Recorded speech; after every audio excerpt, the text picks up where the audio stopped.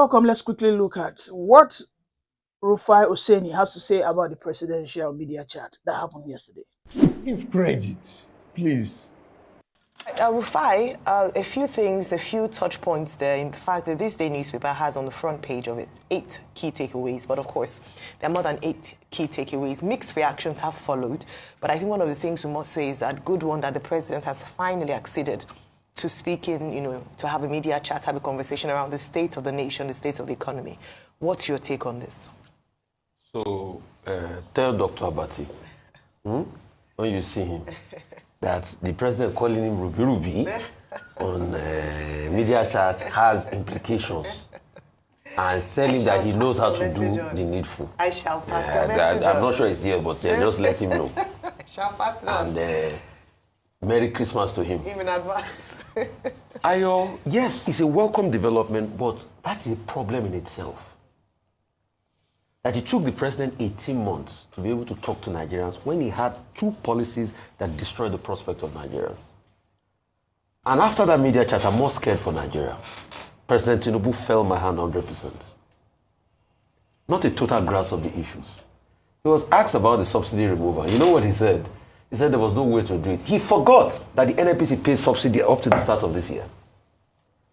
He forgot that his advisors told him, don't remove subsidy on the very inauguration day. He said it afterwards, but he forgot that.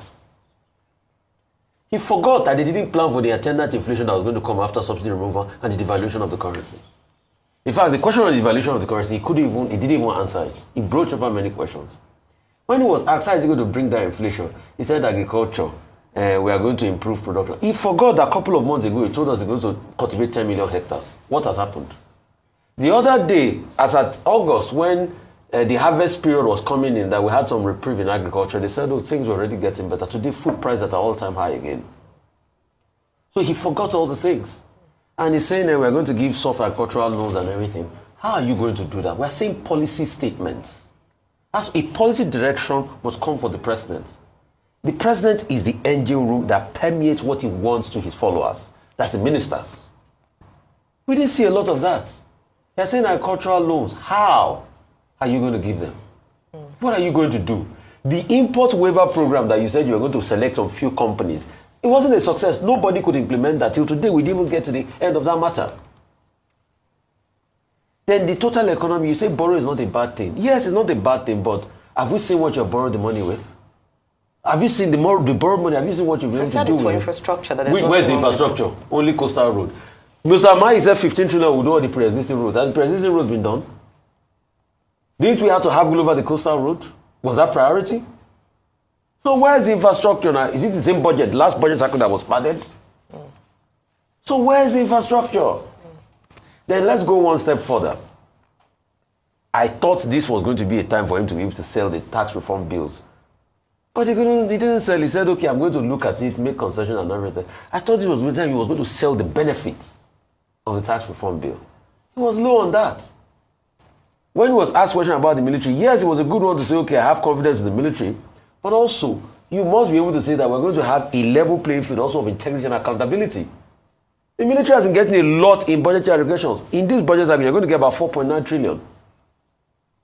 Don't we expect things to have improved? He said they will not probe the military. So people that died in Okwama will die in vain, Abi. Do you know that some people are still picked up in Okwama and being tortured? And you say we are not going to probe the military? The Okwama scenario, so those ones should go and die. President Tinubu also talked about the sharing of palliatives. Yes, I know he commiserated with people, but we have a general malaise and a general cultural ineptitude as regards it. He was saying that they shared palliative in Bodilon, and nothing of such happened. President Tinubu, with due respect, that's not true. I've passed through Bodilon on nights where they share palliative. People are on the road. If a car loses control, it will hit those people. It's not as well coordinated too. So we have a general malaise of crowd control. Most people just sip onto the road. I understand the fact that he needs to show hope and everything. It's good. It was in good form yesterday. But for me, like I say, hope is not an empirical proposition. We want to be able to see targeted outcomes. And when he said they should show us one minister that's not working, President, with due respect, this is the answer to the question. What has happened to the marine minister? Have we seen anything? I know he's have relations to you. What has happened to the power minister? Band A today has totally collapsed. You don't think Band A don't even get lights. You get lights. I am Band A. So the minister just talks from today till Kutu Winji. Apart from few ministers we can mention, in fact, he himself contradicted himself when he was saying that, I won't cut the cabinet. But you are talking about cutting cost of government, and you're saying you're sticking with the cabinet, where a lot of people are moribund there. There are some ministers you don't even know their names. I was in a party one day where somebody in the information sector was saying, no, we don't even know what some of these ministers are doing. All right. And you were talking that we can make more from solid minerals, but you are saying we can do more. Why has Mr. Alake brought the money in? All There are right. numerous things we should be able to tackle as regards this matter. All right. Thank you so much, Rufai. Dr. Yeah, welcome back. Now, from the questions that were asked by all those, should I say, legendary journalists, the only person for me that asked one of the most crucial questions was Mayoko Ogun of Channels. And she asked the president, and you will even see the body language of the president beginning to get frightened and get agitated when he was asked over and over again that, why didn't you phase out the subsidy? He said, that is the fear. This is not about the fear. It is a strategy.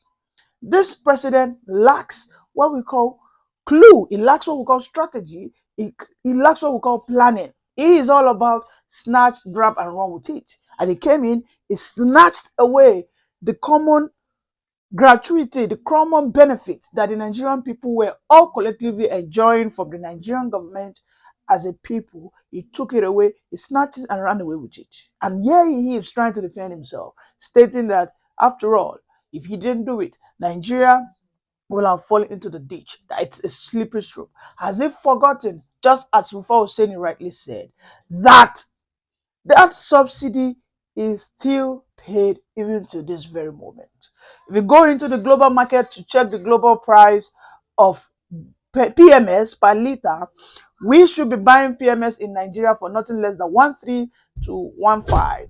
However, it is being sold in Nigeria today for 900 naira. So you know what that tells you? It tells you that it is still being subsidized.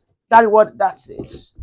So it is still being subsidized, and it is still being subsidized. So what is Tinubu trying to tell us?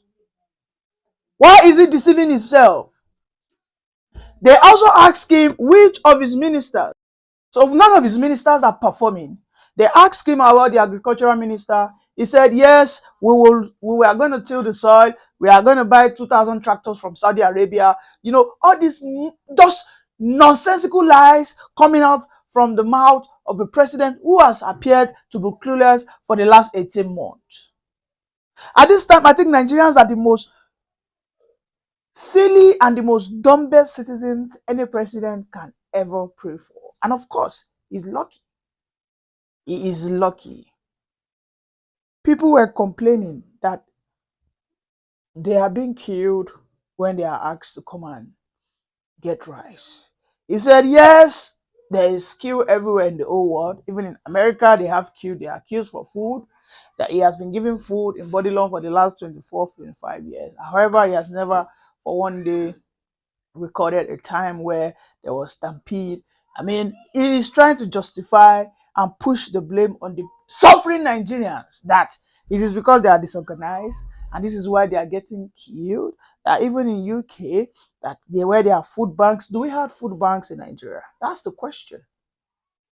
He was equally asked, okay, how would you reduce the inflation? He said, we are going to farm. Okay, for the last 18 months, let's say if this man was farming corn, by now I think we should have been able to have about 3 seasons of corn.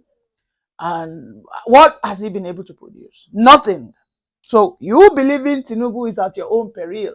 If you think he is going to do anything, if you think by 2025 things will get better, if you by any chance, or any means just believe one single word that came out from his mouth in that media chat, you are not naive, but you are also stupid, because he has no clue. He was also equally asked that, why are the military not going to be probed?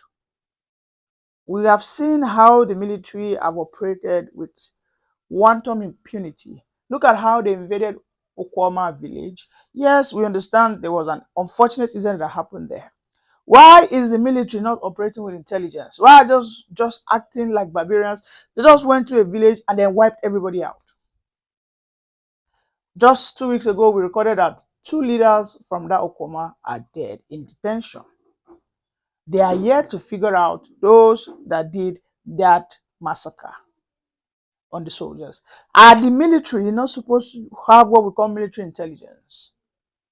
How has there so much money that has been spent on the military? In the last 9 to 10 years, the military have received the largest chunk of our annual budget. Just this ongoing year, going to year 2025, they have received nothing less than 9 trillion naira. And yet, we have not been able to have a considerable level of peace in the north.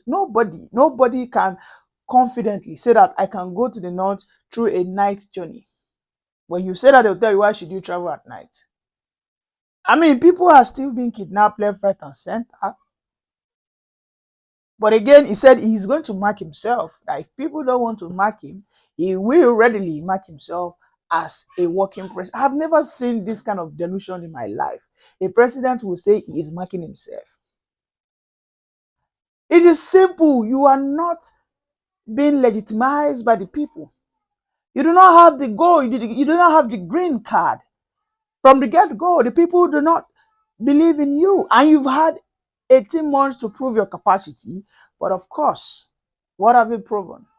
Your incapacity, your incompetence, your lack of empathy. But again, he says he wants to mark himself. That people who are not marking him as being good president are unfair to him. See, governance cannot be hidden. Good governance cannot be hidden. When you are working, people feel it in their life directly. Nobody will come out and start managing sufferness. You get, so I mean, the president is just totally unserious for me.